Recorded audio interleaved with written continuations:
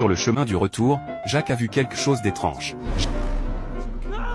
Jacques a demandé au vieux directeur pourquoi il y avait encore un tigre au zoo. Le vieux directeur s'est immédiatement approché pour vérifier. Il s'est avéré être juste un modèle tigre. Un ancien employé avait tenté de le voler pour régler son salaire.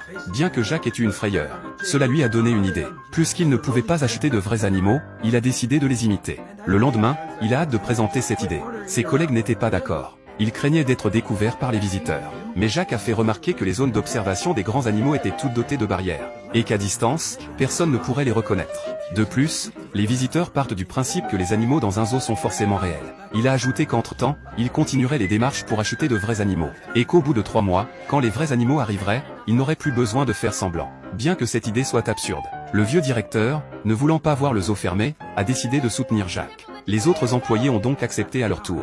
Mais le vieux directeur a insisté sur le fait que, même si c'était une imitation, cela devait être professionnel. Car, selon lui, la tenue de Jacques serait immédiatement démasquée. Ils sont donc allés chez une entreprise de décors et ont acheté plusieurs costumes d'animaux réalistes. Les 4 employés ont respectivement incarné un ours polaire, un gorille, un lion et un paresseux.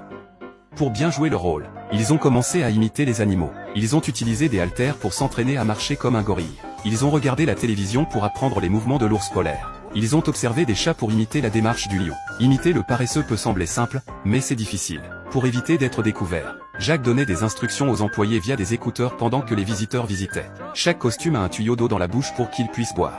Il suffisait de lever la jambe droite et de faire un geste de salutation pour produire le cri de l'animal correspondant. Bien que revêtu de vêtements professionnels, il est facile de voir qu'il est faux. Jacques leur a donc demandé de rester autant que possible loin des plateformes d'observation, dans les coins. Une fois tout préparé, ils ont commencé à promouvoir la réouverture du zoo à moitié prix. Après de nombreux exercices, tout le monde est prêt.